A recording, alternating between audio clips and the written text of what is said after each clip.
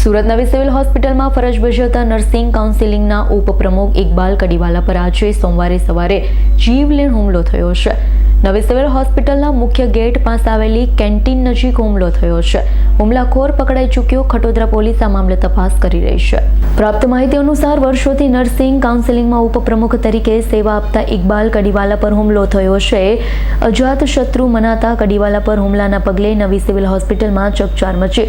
નવી સિવિલ હોસ્પિટલના મુખ્ય ગેટ પાસે આવેલી કેન્ટીન નજીક આ હુમલો થયો હોવાની વિગતો સાંપડી છે।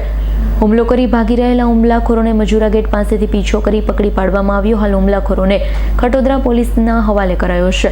ખટોદરા પોલીસે ગુનો નોંધી તપાસ હાથ ધરી છે। પોલીસ સૂત્રોએ કહ્યું છે કે એમ્બ્યુલન્સના ડ્રાઈવરે કડીવાલાને તમાચા મારી ધોલ ધપાટ કરી છે। ઇકબાલ કડીવાલા તમારા પર હુમલો કરવામાં આવ્યો કઈ જગ્યાએ અને શાના માટે?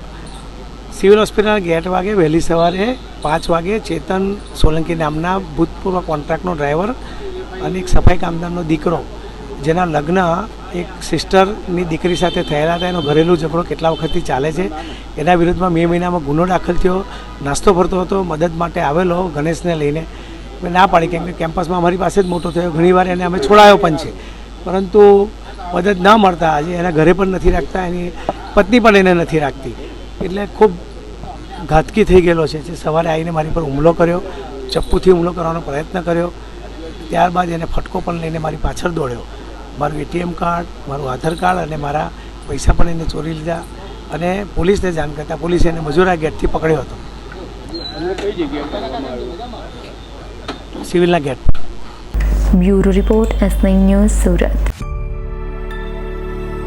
અમારી તમામ માહિતીથી અપડેટ રહેવા માટે જોડાયેલા રહો S9 ન્યૂઝ સાથે।